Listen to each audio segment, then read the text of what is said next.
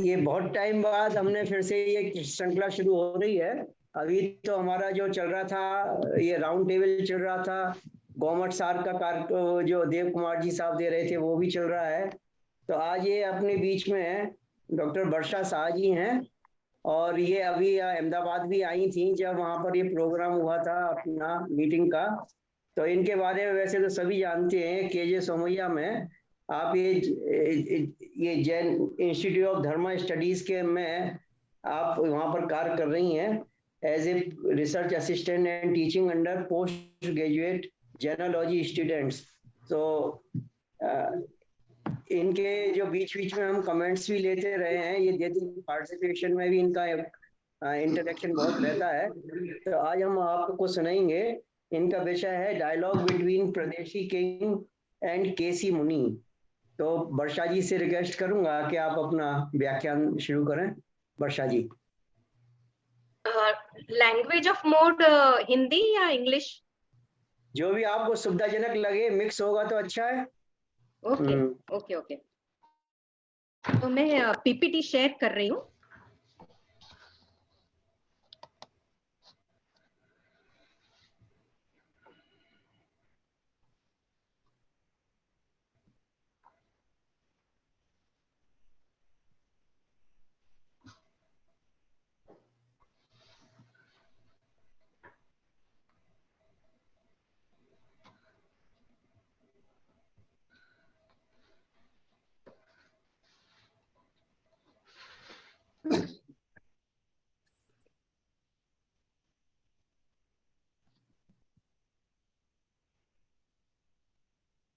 आज का विषय है राइपसेनीय सूत्र, और ये जो सूत्र है वो एज पर श्वेतांबर ट्रेडिशन ये अंग बाह्य सूत्र है।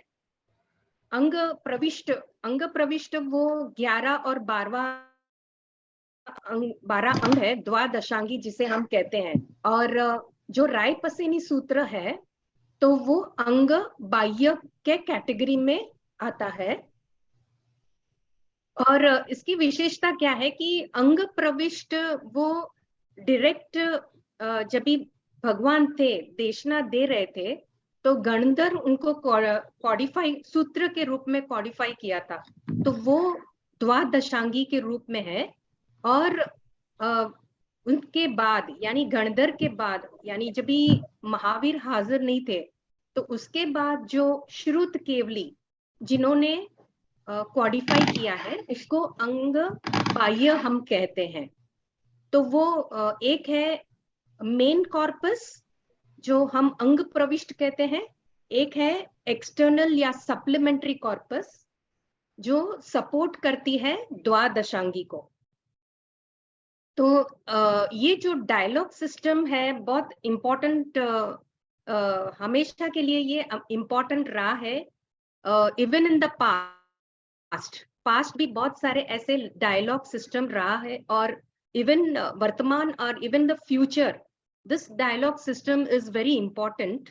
जब भी एक दूसरे से हम डायलॉग्स करते हैं तो हमारे बहुत सारे ऐसे जो विषय है उसमें क्लैरिटी आता है, कुछ भी ऐसा संशय वगैरह। तो अभी हमारे ये डायलॉग्स जो चल रही है विथ रिस्पेक्ट टू पुद्गल, तो ये भी एक प्रकार के आपके बीच में ये डायलॉग्स चल रही है। तो अभी हम शुरू करते हैं।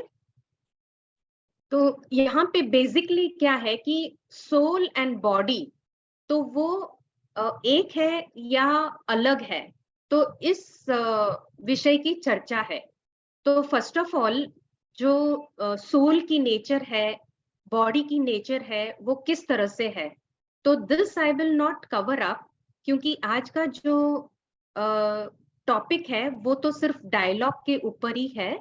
बट येट ये सोल के जो कैरेक्टरिस्टिक है वो कॉन्शियसनेस, चेतनत्व, उसकी मेन कैरेक्टरिस्टिक है जिससे हमें सोल जीवन या जीवत्व मालूम पड़ता है, आइडेंटिफाई कर सकते हैं। और शरीर है तो वो उसका गुण धर्म अलग है, और वो शरीर जो है वो मैटर से बना हुआ है।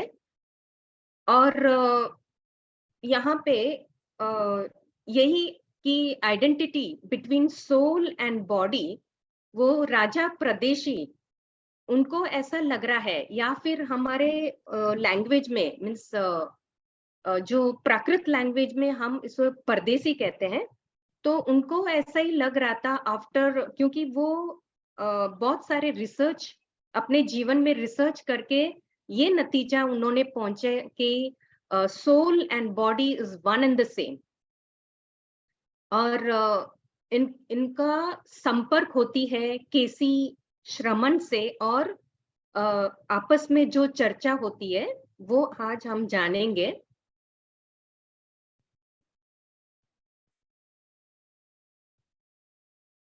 यहाँ पे मैंने ये भी रिफ्लेक्ट किया है कि स्थावर का एक जीव वो भी जीवी है, और क्योंकि हम देख नहीं पाते हैं लेकिन इनमें भी हलन चलन मूवमेंट्स रहता है, मेटाबॉलिज्म रहती है, वो भी इनहेल एक्सेल करते हैं, उनका भी कंजम्पशन, कुछ तो वो खाते हैं और एक्सक्रीशन भी करते हैं, उनका रिप्रोडक्शन है, ग्रोथ, डीके, डेथ, ऐसा स्थावर का एक जीव में भी है, और ये विषय का खोज रहा है। अभी यहाँ पे सूत्र कृतांग जो सेकेंड द्वादशांगी का सेकेंड अंग सूत्र कृतांग, वहां पे 363 अन्य फिलोसॉफिक थिंकिंग डिपिक्ट किया गया है इस सूत्र कृतांग में। तो वो है क्रियावादी, जो 363 इन नंबर्स है, उसको बेसिक में 4 क्लासिफिकेशन होता है। क्रियावादी, जो कर्म कांड में ज्यादा जो लोग मान्यता जिनको है कर्म कांड में, तो वो क्रियावादी। फिर अक्रियावादी, यानी कि जो कर्म कांड में नहीं मानते हैं, पुनर्जन्म में भी नहीं मानते हैं, क्योंकि क्या है कि क्रियावादी में भी बहुत सारे ऐसे टाइप्स है, लेकिन हम सभी टाइप्स को एक क्रियावादी के कैटेगरी में डाल देते हैं। उसी तरह अक्रियावादी, जस्ट ऑपोजिट ऑफ क्रियावादी, तो वहां पे पुनर्जन्म, जो लोग पुनर्जन्म को नहीं मानते हैं, या फिर आत्मा जैसे तत्व को नहीं मानते हैं, तो वो अक्रियावादी कैटेगरी में आते हैं। फिर विनयवादी, जो लोग विनय को ही ज्यादा इंपॉर्टेंस देते हैं, मीन्स वैसे तो जैनिज्म भी विनयवादी धर्म है, क्योंकि उत्तरायण सूत्र भी स्टार्टिंग विथ विनय और मोक्ष तक का अंत वाला जो लास्ट चैप्टर अध्ययन है वो मोक्ष का है। तो विनय तो सभी धर्म डू रेवर, लेकिन क्या है यहाँ पे किस तरह से अलग पड़ जाते हैं। तो यहाँ पे too much of importance is given to विनय, दैट मीन्स सभी को आप विनय करो, यानी कि अगर सामने जो आते हैं, जो भी तिर्यंश जानवर भी आते हैं, तो उनको भी बाव करते हैं।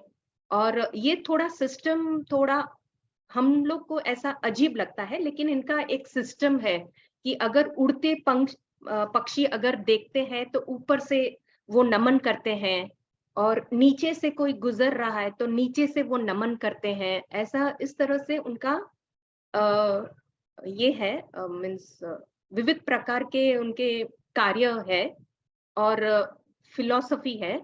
और अज्ञानवाद, फोर्थ इज अज्ञानवाद, ये कहकर कि ज्यादा हम जब भी ज्ञान प्राप्त करते हैं तो हम बहुत इगोइस्टिक बन जाते हैं, और इस कारण से हमारा कभी डाउनफॉल भी हो जाती है। तो इस कारण से कुछ कुछ ऐसे फिलोसोफर्स हैं जो अज्ञान को ज्यादा इंपॉर्टेंस देते हैं, इग्नोरेंस को ज्यादा इंपॉर्टेंस देते हैं। तो इस तरह से सूत्र कृतांग में तो उल्लेख है, ये 4 क्लासिफिकेशन है। बाकी और भी क्लासिफिकेशन थोड़ा बहुत मिल जाता है बुद्धिस्ट टेक्स्ट में, दिग्निकाय। तो वहां पे ऐसे श्रमण परंपरा हुए हैं जहां पे बहुत सारे फिलोसॉफिकल थिंकिंग है, और येट दे आर श्रमण परंपरा। तो यहाँ पे जो स्लाइड में आपको दिख रहा है, तो यहाँ पे जो फर्स्ट पर्सन है यहाँ पे, तो वो पूरन काश्यप है। तो पूरन काश्यप का मतलब मंतव्य ये है कि वॉट एवर यू डू, आप जो भी कार्य करते हैं, तो ultimately doesn't turn up into पुण्य और पाप। तो इसका मतलब कि आप कुछ भी कर सकते हो, तो ultimately you are not responsible for your action. तो ये है पूरन काश्यप का मंतव्य। फिर सेकंड जो नंबर है मंगली घोषाल, तो वो नियतिवाद, जो होना है वही होता रहेगा अल्टीमेटली, और पुरुषार्थ जैसा कोई पुरुषार्थ का कोई स्कोप नहीं है। तो ये मंगली घोषाल। तो भगवती सूत्र में 15th चैप्टर मंगली घोषाल का विस्तार से विवेचन पाया गया है। और फिर संजय बेलट्टी पुत्र, तो ये है अज्ञानवादी। तो ज्यादातर वो उनको नॉलेज के मीन्स नॉलेज ज्यादा प्राप्त करने से हम ज्यादा घमंडी हो जाते हैं। तो इस तरह का नोशन, जिसे हम इंग्लिश में कहते हैं एग्नोस्टिज्म। फिर उसके बाद आते हैं संजय, नहीं ये अपना अजीत केस कंबल, क्योंकि वो विचित्र प्रकार के ह्यूमन के जो हेयर है, तो वो उसके कंबल वो ओढ़ते रहते थे। इसमें विशेषता ये है कि ठंडी में ज्यादा ठंडी हो जाती और गर्मी में ज्यादा गर्मी होती है। तो ये इसका कंबल का स्पेशलिटी है, और ये अपने शरीर में धारण करते थे, इसीलिए उनको अजीत केश कंबलिन ऐसे कहा गया है। तो वो थोड़ा मटेरियलिस्टिक कि आप फ्यूचर का इतना क्यों चिंता कर रहे हो, और पास्ट की भी क्यों इतना चिंता कर रहे हो, प्रेजेंट में आप जीवन जीवो और मजे से जीवो। तो इसलिए इनका ये मंतव्य है। तो जो हम आज के तारीख में कहते हैं कि they are bet towards the Charvaka materialistic. और प्रकुड कात्यायन, ये प्रकुड इसलिए कि उनका जो फीचर्स है, फेस के फीचर्स, तो ऐसा लगता है ये गुस्से वाले, मीन्स थोड़ा गंभीर गुस्से वाले इस तरह का। तो ये प्रकुड कात्यायन या कच्चायन, तो ये थोड़ा नियतिवाद की तरफ जाते, थोड़ा ज्यादा नहीं, क्योंकि उसमें ऐसे 6 सब्सटेंस जो हम उसको कुछ कर नहीं सकते। तो ये जो पंच महाभूत जैसे तत्व है, उसको हम कुछ नहीं कर सकते हैं।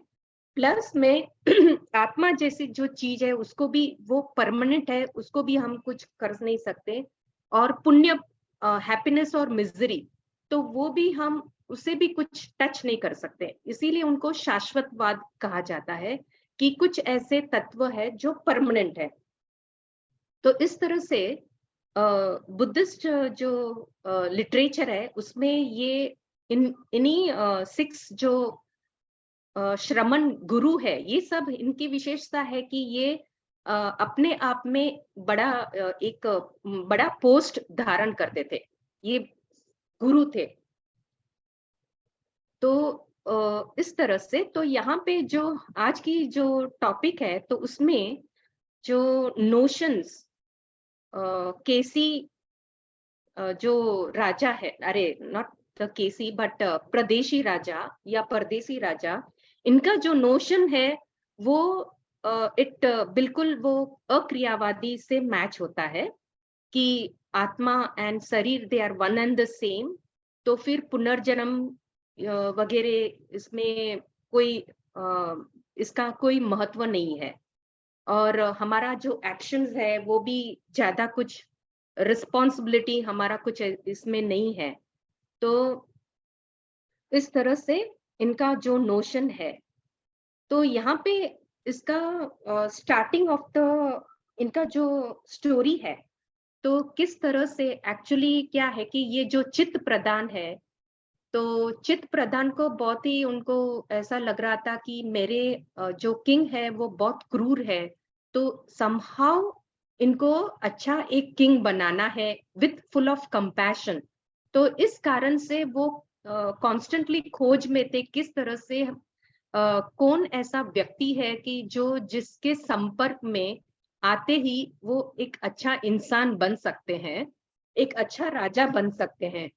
तो फिर एक उनको मौका मिला और केसी जो है श्रमण, वो इस नगरी में पधारते हैं और फिर ये डायरेक्टली उनको नहीं कहते हैं कि हमें वहां जाना है, लेकिन कुछ बहाना ढूंढकर उन्होंने कहा कि हमारे यहाँ एक 4 प्रकार के जो हॉर्सेस है, इतना अच्छा हॉर्स है, चलो हम उसमें सैर करेंगे, देखते हैं कि ये हॉर्स कैसा है करके। और फिर वो दूर दूर तक निकल जाते हैं और फिर किंग जो है वो थक जाते हैं और फिर अल्टीमेटली कहते हैं कि चलो हम अभी कहाँ पे आराम करें। और फिर ये जो अम, ये गार्डन है वहां पे वो लेके आते हैं जहाँ पे ऑलरेडी श्रमण, जो केसी श्रमण थे वहां पे, तो उनके यहाँ वो गार्डन में वो लेके आते हैं। और फिर देखते ही कि जो किंग देखते ही एकदम थोड़ा इनको अच्छा नहीं लगा कि इतना मेरे गार्डन में इतने सारे लोग क्यों ऑक्यूपाई, और जो बैठे हुए हैं वो कौन है। और फिर इमीडिएटली वो कहते हैं कि बड़ा मीन्स वो मुंडा है, means he is shaved head, मुंडा है लेकिन बहुत पर्सनालिटी बहुत अच्छी है। तो इस तरह से फिर वो मनोमन उनको ये रहता है कि इंक्विजिटिवनेस की, भला वो क्या देशना दे रहे हैं, पब्लिक को क्या बता रहे हैं, और स्लोली स्लोली वो नजदीक अप्रोच कर रहे हैं। तो उसके बाद अभी दोनों के डायलॉग्स शुरू हो जाते हैं। तो जो किंग प्रदेशी है वो अपना एक्सपीरियंस बताते हैं कि एज इट इज कि जो भी थीफ है, रॉबर है, तो उनको तो दंड तो देना ही पड़ता है। तो I have done research on these robbers, क्योंकि अल्टीमेटली उनको तो मृत्यु दंड होने वाली है। तो इस तरह से मैंने विविध प्रकार के रिसर्च उनके ऊपर किया है। तो फर्स्ट ही इज सेइंग कि मेरे जो ग्रैंडफादर है बहुत ही क्रूर, तो वो क्यों मुझे आकर नहीं कहते हैं, वो तो आपके मुताबिक या आपके फिलॉसफी के मुताबिक ये तो पक्का नरक में गए ही होंगे, because he was very cruel राजा। तो फिर मुझे आके क्यों नहीं कह रहे हैं कि बेटा तू सिन मत करना, तू भी ऐसा क्रूअल मत बनना, नहीं तो फिर मेरे जैसे तुझे भुगतना पड़ेगा। Why he is not saying that. तो फिर ये प्रश्न केसी मुनि से पूछते हैं। तो अभी केसी मुनि का उत्तर यहाँ पे ऐसा है कि वो कहते हैं कि आ, वो काउंटर क्वेश्चन करते हैं कि अगर मिस भी आपकी ऐसा कुछ कोई रानी वगैरह अगर कुछ मिसबिहेवियर, कुछ लोग उसके साथ मिसबिहेव करते हैं, तो फिर आप उसको क्या करेंगे, कौन सी दंड देंगे। तो नेचुरली किंग इज सेइंग कि मैं तो उसको मृत्यु दंड ही दूंगा। Then further question he is asking कि सपोजिंग द सेम पर्सन, जिनको जो अपराधी है, तो will you relieve him if he says कि मैं चलो मेरे जो स्वजन है उनको मैं मिलके आता हूँ, तो वुड यू रिलीज हिम, यानी कि उनको आप रजा देंगे मिलने के लिए। तो परदेसी राजा कहते हैं कि बिल्कुल भी नहीं, मैं उनको रजा तो बिल्कुल ही नहीं दूंगा। तो उसी न्याय से ही ट्राई टू एक्सप्लेन कि जो नरक के जीव जो है, तो वो 4 कारण से अपने पास आ नहीं सकते या मनुष्य लोक में आ नहीं सकते। द फर्स्ट इज द, इनके जो क्षेत्र है, जिस क्षेत्र में वो रहते हैं, तो ऐसा वो नहीं है कि they can come, to the मनुष्य लोक। तो ये एक क्षेत्र के कारण से भी वो नहीं आ सकते। सेकंड इज कि वो परमाधामी की परमिशन भी नहीं रहती कि वो मनुष्य लोक में आ सकते हैं। द थर्ड कारण इज कि उनकी वेदनीय कर्म के हिसाब से भी वो कांस्टेंट उनका वेदनीय कर्म चलता ही रहता है, यानी कि हर क्षण में उनका पीड़ा भुगत रहे, अनंत अनंत पीड़ा भुगत रहे। इसीलिए भी उनका ये नहीं रहता है कि वो ऊपर आए और मनुष्य लोक में आ सके। और फोर्थ कारण है कि वो वहां पे वो आयुष्य कर्म से बेड़ी में जकड़े हुए हैं। तो इस कारण से, ये 4 कारण से नरक के जीव मनुष्य लोक में नहीं आ सकते हैं। फिर दूसरा प्रश्न था कि ओके किंग, अरे ओके श्रमण, ये ठीक है कि आपने इस तरह से आपने न्याय दिया कि जो हेल में गए हुए जो लोग हैं वो नहीं आ सकते हैं। But with respect to my grandmother, वो तो इतनी भली आत्मा है, noble person, she must have certainly gone to heaven. तो हेवन के लोग जो है, at least they can come and tell me, बेटा यू डू नोबल कार्य, ताकि मेरे जैसे आपको वहां पे ऐश्वर्य मिलेगा। तो why doesn't she come and tell me?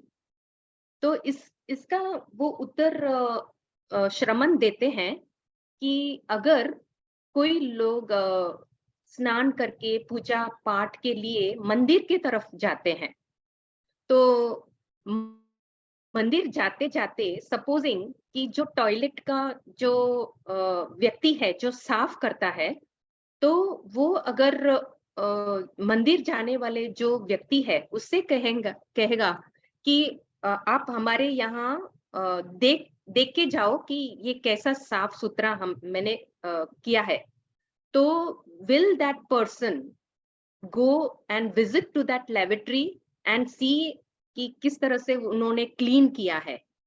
तो द किंग आंसर्स कि बिल्कुल भी नहीं। तो क्योंकि हम टेम्पल में जा रहे हैं, शुद्धिकरण, तो ये तो अशुद्धता हो जाएगी अगर हम वहां पे जाएंगे टॉयलेट के इसमें, तो ये तो हो ही नहीं सकता।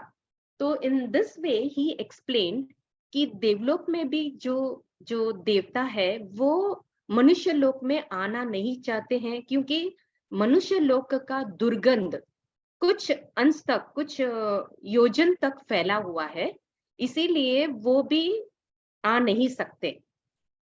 और कभी कभी हमने ये भी सुना है, कभी ऐसा एक्सपीरियंस हमारे एंसेस्टर से सुना है कि देवगति से लोग मीन्स देवगति से भी आए हुए हैं, but then that is a different case. और वो आते हैं तो उसके पहले वो डायरेक्ट, फर्स्ट ऑफ ऑल तो डायरेक्टली आते ही नहीं है, they come in another form, they come and और आते भी है तो वो परफ्यूम वगैरह छांट के फिर वो आते हैं हमारे यहाँ, और फट करके वो निकल जाते हैं, फ्रैक्शन ऑफ सेकंड आते हैं, फ्रैक्शन ऑफ सेकंड्स में निकल जाते हैं, क्योंकि इतना दुर्गंध वो सहन नहीं कर पाते हैं मनुष्य लोग। तो इस तरह से उन्होंने सेटिस्फाई किया 2 क्वेश्चंस।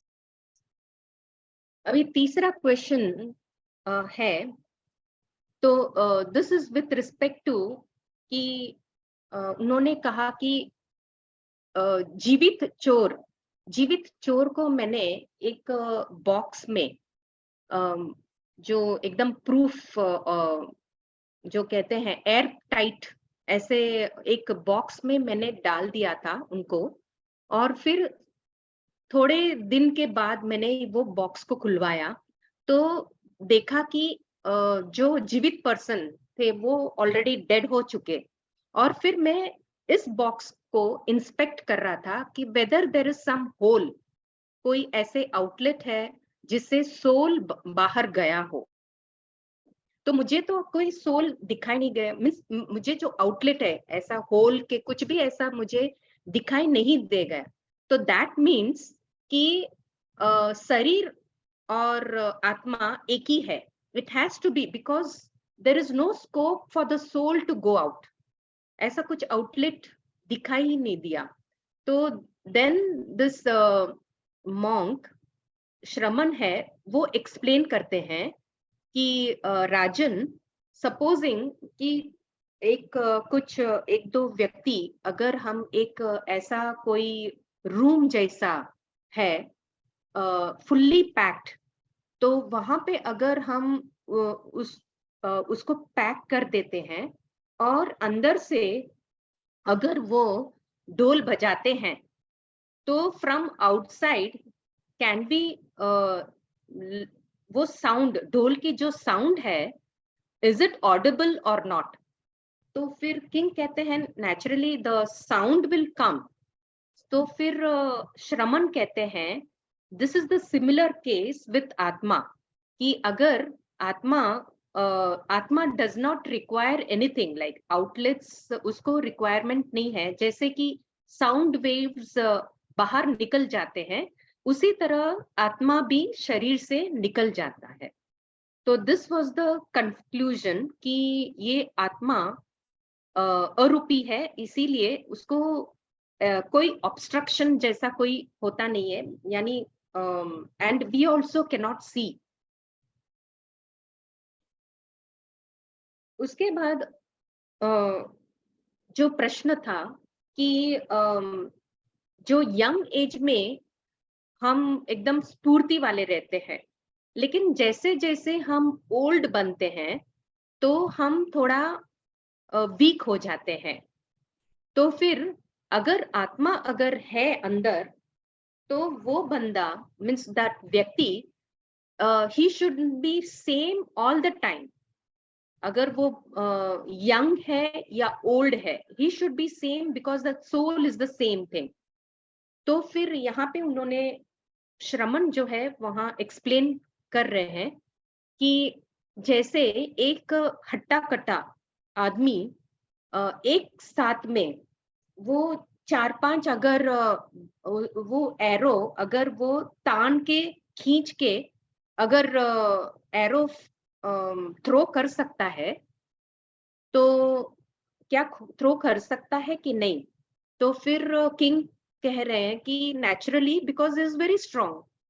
तो फिर दूसरे बाजू वो कहते हैं कि अगर वीक आदमी, बहुत ही वीक दुर्बल आदमी, इसी 4-5 जो एरोज है, तो वो क्या खींच के वो एरो लंबे तक वो उसके एरो जा सकती है कि नहीं.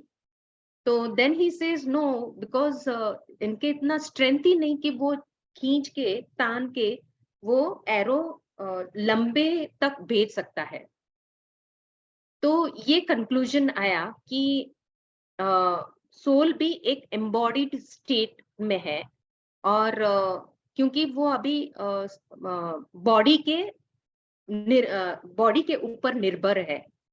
तो यहाँ पे ये हुआ कि व्हेन वी आर यंग तो स्फूर्ति रहती है, और ओल्ड हो जाते हैं तो हमारी इंद्रियां वगैरह क्षीण, क्योंकि एक बॉडी का ये लक्षण है, उदारिक जो बॉडी है उसका लक्षण है कि वो क्षीण होता जाना. तो आचार्य सूत्र में भी ये पाया गया है कि वहां पे जो महावीर है वो कहते हैं कि लोगों को कि आप जागृत हो जाओ, क्योंकि जो गुण, वो शब्द टेक्निकल वर्ड गुण यूज करते हैं. तो यहाँ पे गुण का मतलब क्वालिटी नहीं है, गुण का मतलब कि 5 इंद्रिय जो है उसको वो गुण कहते हैं, कि जब तक ये है उसमें पावर है, तब तक आप सही काम में इस्तेमाल करो, आपका जो एनर्जी है वो चैनलाइज कर दो. क्योंकि as an when you will you get old, तो ये स्वाभाविक है, एक बॉडी का स्वाभाविक गुण है कि वो जरता रहता है. The next question was with respect to कि एक चोर है, उनको मैंने वेइंग स्केल में उनका वजन मैंने देखा वजन करके, और फिर उसको मार दिया और वापस मैंने उसका वजन मैंने देखा। यानी जीवित वाला जो चोर है उसका वजन, और फिर इमीडिएटली जब भी मैं उसको मारकर उसको वजन किया तो द वजन was same, the wait was same. इसका मतलब कि अगर सोल अंदर होता तो मरने के बाद सोल तो निकल जाती है, तो मरने के बाद the weight should have become less, but in fact the weight is same. तो फिर श्रमण यहाँ पे एक्सप्लेन करते हैं कि मूषक मीन्स ओल्डन टाइम में ये मूषक था, तो today's parlance we can take it as a balloon. तो अगर बलून को हम वेइंग स्केल में डालते हैं और फिर उसको पवन से यानी एक उसको ब्लो करते हैं, विंड से ब्लो करते हैं, फुलाते हैं और उसको वेइंग स्केल में डालते हैं, तो ही इज आस्किंग कि भाई जो मूषक है विदाउट एयर, विदाउट विंड, और जो ब्लोन्ड मूषक है, तो the what would be the weight of both the मूषक। तो यहाँ पे king is answering, of course the weight will be same in spite के अंदर हमने एयर भरा हुआ है, फिर भी दोनों का वेट तो सेम ही रहेगा। तो कहते हैं राजन, यही न्याय है कि the with respect to soul, कि सोल इज वेटलेस, तो सोल मासलेस है, वेटलेस है। इसीलिए अगर सेम व्यक्ति जब भी जीवित है और वो जब भी मर जाता है तो वेट सेम ही रहता है। तो in this way the king tried to explain, I mean the Shraman tried to explain the king. फिर उसके बाद यहाँ पे ये कहा कि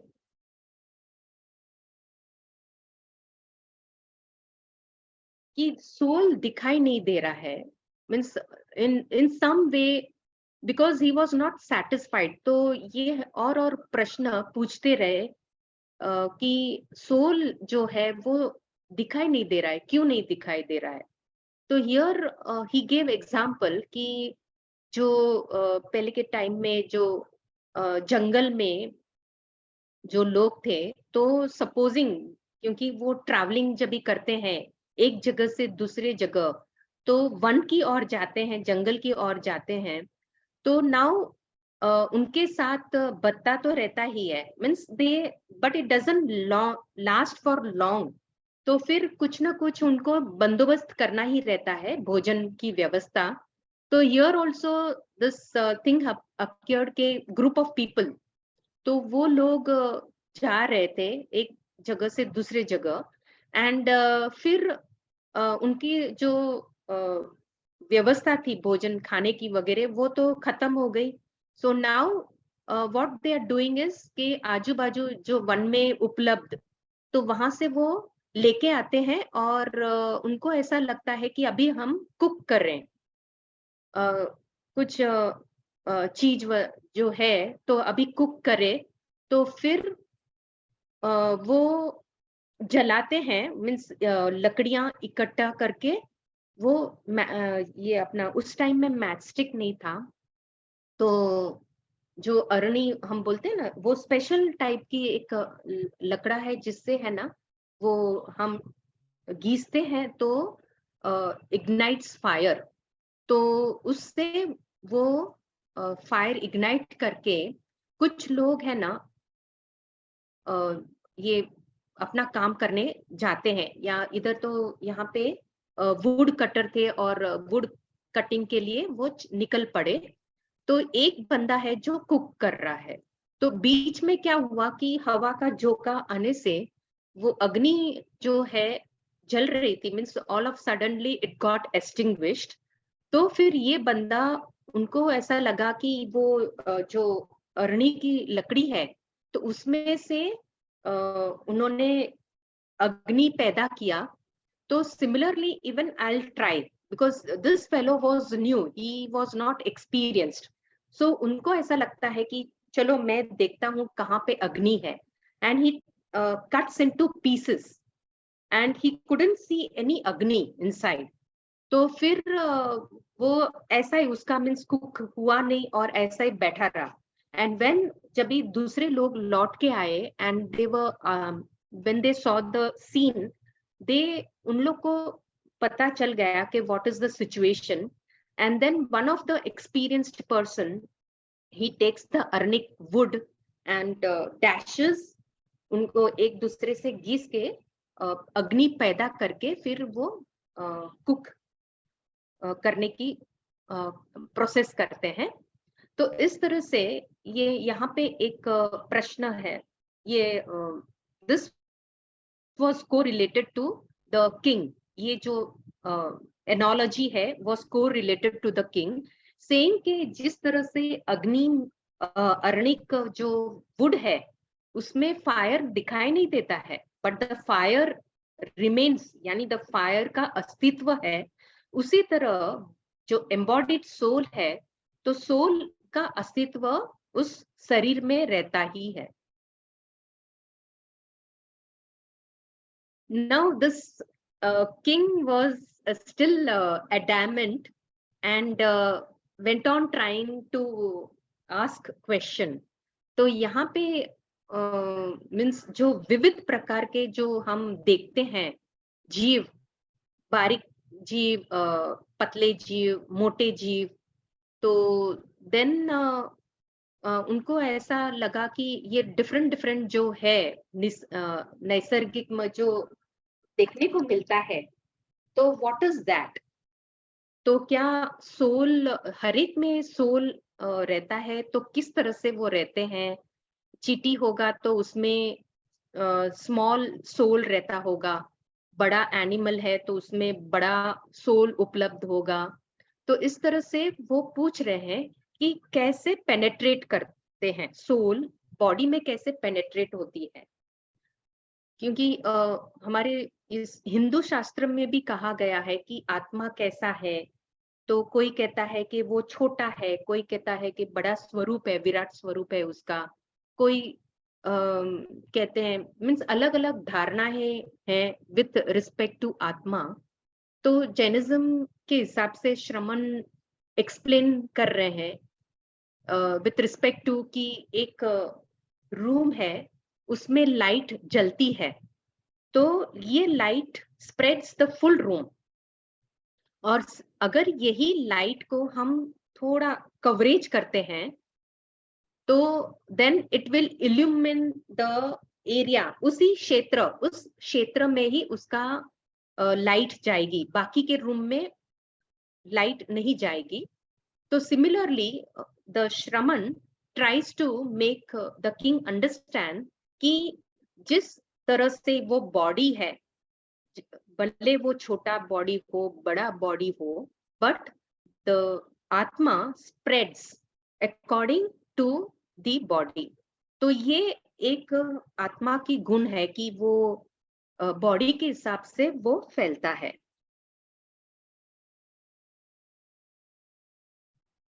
नाउ द किंग सेज कि मैं अपनी परंपरा कैसे छोड़ सकता हूँ, बिकॉज हमारे परंपरा में तो शिकार करना means we have to be very cruel, means ये सब तो हंटिंग वगैरह हमारे परंपरा में ही है, मेरे बाप दादा से ही चालू रहा है.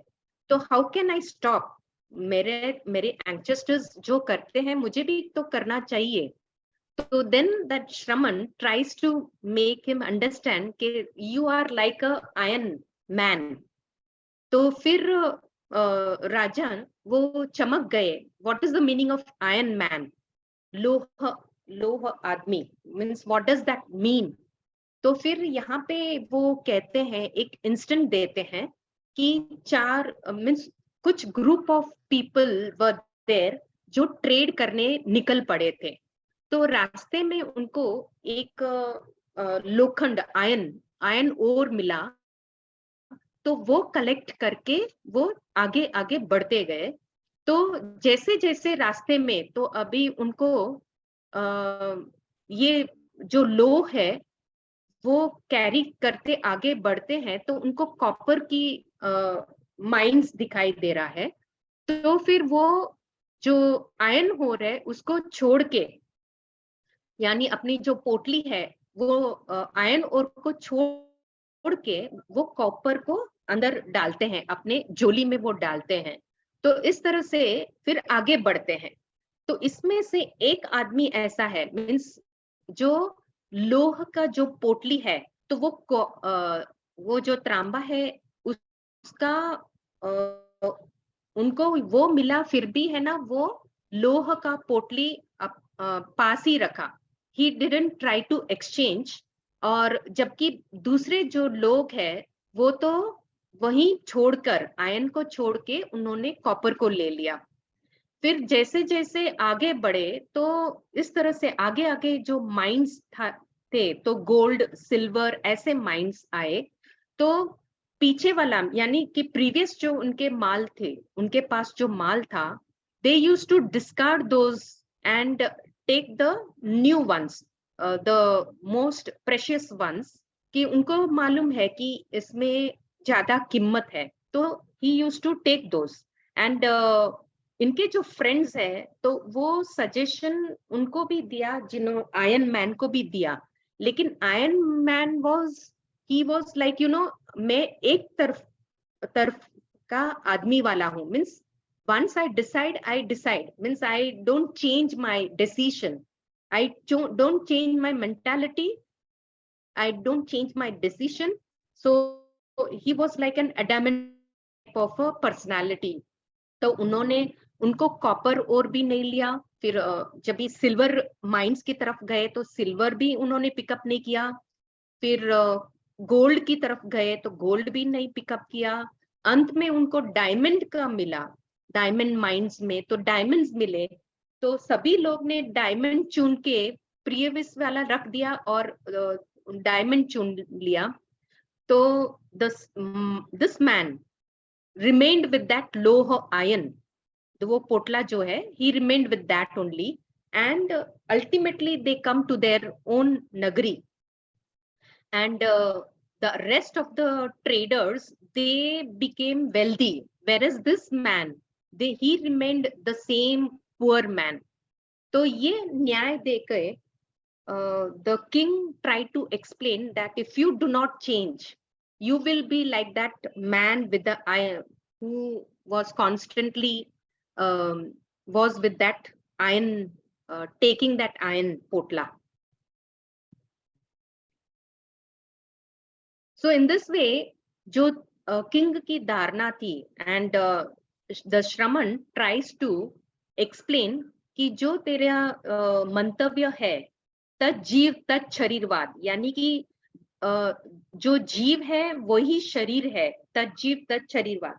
तो ऐसे जो आपका वाद है, आपका जो धारणा है, वो आप अभी छोड़ दो, एंड एक्सेप्ट द अन्नम जीव अन्नम शरीरम। दैट मीन्स द शरीर भी अलग है और आत्मा भी अलग है। और फिर यहाँ पे उनको एडवाइस, अल्टीमेटली अभी वो मान गए, राजन मान गए कि ही केम टू नो दैट जो सोल है वो अलग है और शरीर है वो अलग है। और द लास्ट उनको एडवाइस ये दिया गया है, Rajan, now you have changed yourself, तो अभी ये जो चेंज्ड पर्सनालिटी है उसको आप बरकरार के रखो। तो he tries to make them understand कि एक अगर जो जंगल है, हरा भरा जंगल है, और यही जंगल बहुत अच्छा लगता है, रमणीय लगता है, लेकिन यही अगर जंगल जब भी ऑटम आता है तो लीव्स वगैरह खर जाते हैं, फिर उसी जो वृक्ष वगैरह है तो वो ठूंठ बन जाता है, तो उसके फिर वो बर्ड्स वगैरह आते नहीं है, तो सेम सीनेरियो, जो सीनेरियो है वो डल हो जाती है। तो इस तरह से विविध प्रकार का जो अच्छा सिनेरियो है वो भी डल हो जाती है। इस तरह से आपका भी पर्सनालिटी, अभी जो ट्रांसफॉर्म्ड पर्सनालिटी आपकी है, तो वो आप बरकरार के रखो। तो डिफरेंट एग्जाम्पल्स ही gave and try to suggest और एक सजेशन उनको दिया और एडवाइस दिया कि जैसे आप हो अभी ट्रांसफॉर्म्ड पर्सनालिटी, तो आप अंत तक आप यही रहो, एक अच्छा आप किंग बनो, एक कंपैशनेट किंग बनो। तो इस तरह से ये अल्टीमेटली एडवाइस दिया उनको। और फिर केसी मुनि अपना मीन्स वो विचरण करते करते निकल गए, और यहाँ पे परदेसी राजा also returned to his own kingdom, and now there was a transformation। और फिर क्योंकि अभी उनसे ये बदलाव था, तो the queen Suryakanta she didn't like it. उनको ऐसा लगा कि अभी जो किंग है बिल्कुल भी मेरे से अट्रैक्ट नहीं हो रहे हैं, बिल्कुल भी मेरे से कामभोग वगैरह नहीं कर रहे हैं, अपने आप में रहते हैं, अलूफ रहते हैं। और पहले तो कितने सारा मीन्स वो क्रूर हंटिंग करके उनके लिए स्पेशली कुछ ऐसे मीट उनके मनपसंद व्यंजन वगैरह बनाते थे। Now he is least interested in me. तो फिर उनको अल्टीमेटली क्या करते हैं कि पॉइजन दे देती है कि now the requirement is no more, ऐसे ऐसे किंग का कोई जरूरत नहीं है। एंड अल्टीमेटली फिर उनको पॉइजन कर दे, पॉइजन डाल देती है सब जगह पे, फूड में वगैरह।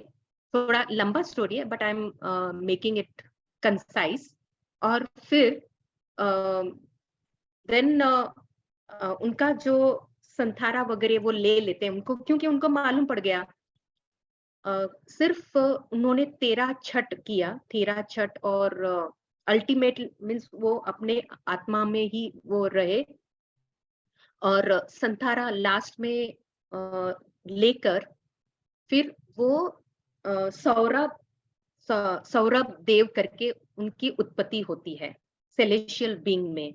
और फिर जब भी देखते हैं उस उनको उपयोग डालते हैं कि मैं इस पोजीशन में ये सेलेशियल बीइंग कैसे हुआ, मैं ऐसे क्या कार्य मैंने किया जिससे मुझे यहाँ पे मैं उत्पन्न हुआ हूँ।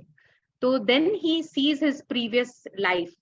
और फिर वो जो सौरभ देव है वो भगवान के महावीर के पास आते हैं और अपना जो ऐश्वर्य है वो दिखाते हैं, अपना नाटक वगैरह जो जो भी जीत व्यवहार है, एक प्रकार का व्यवहार है कि वो एक भुजा से जो कुमार निकालते हैं, दूसरे भुजा अपने आर्म से कुमारी का निकालते हैं, फिर वो डांस वगैरह परफॉर्मेंस अपना परफॉर्मेंस वगैरह दिखाते हैं।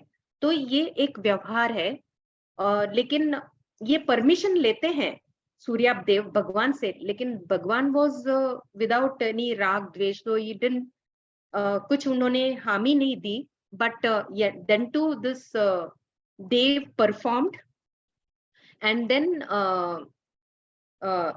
जो गौतम स्वामी very inquisitive he was, and seeing his aishwarya and everything, तो he asked महावीर कि ऐसा उन्होंने क्या कार्य किया कि जिससे उनको इस तरह का उनका ये सेलेशियल बीइंग में उत्पन्न हुए।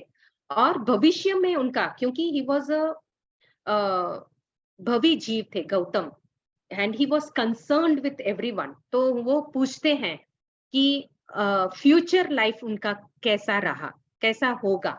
तो भगवान tries to make him understand कि वो महाविद्य क्षेत्र में दृढ़ प्रतिज्ञा करके एक उत्पन्न होंगे और फिर इनिशिएशन लेंगे और अल्टीमेटली वो मोक्ष को प्राप्त होंगे। तो यहाँ पे ये स्टोरी है। लेकिन even Saurabh Dev enters into the dialogue with Mahavir after showing his performance। उसके बाद वो प्रश्न पूछते हैं और ऐसे 6 जो प्रश्न पूछते हैं कि भगवान कि मैं भवी हूँ कि अभवी हूँ, मैं सम्यक धारी हूँ या मिथ्या दृष्टि वाला हूँ, मैं परित संसारी वाला वाला हूँ, यानी कि फर्स्ट वन वाज कि भवि अभवि, यानी कि मुझे मोक्ष मिलेगा कि नहीं मिलेगा। सेकंड क्वेश्चन वाज कि मैं सम्यकधारी हूँ या मिथ्या ऐसा ही रहूंगा। तो इट वाज ऑल पॉजिटिव कि भगवान कहते हैं कि आप सम्यकधारी हो, मिथ्या वाले दृष्टि वाले नहीं हो। देन परित संसारी की अपरित संसारी, दैट मीन्स कि मेरा अंत जल्दी आएगा या फिर लंबे अरसे से मेरा अंत आएगा। तो everything what ever question he had asked was a positive one. फिर उसके बाद कि मैं शुक्ल पक्षी हूँ, ये कृष्ण पक्षी वाला हूँ कि शुक्ल पक्षी वाला हूँ। And then the last one कि मैं चरिम शरीर वाला हूँ या अचरिम शरीर वाला हूँ। चरिम यानी कि सेम भाव में मैं मोक्ष प्राप्त करूंगा या फिर मुझे थोड़ा घूमना पड़ेगा। और फिर और एक प्रश्न ये था सुलभ बुद्धि वाला हूं या दुर्लभ बुद्धि, यानी कि मुश्किल से मुझे बोधि बीज प्राप्त होगी या फिर आसानी से मुझे बोधि बीज प्राप्त होगी। तो इस तरह से ही also had entered in dialogue with the Bhagwan. So this is the dialogue between Kesi and the king. So here we end the today's lecture.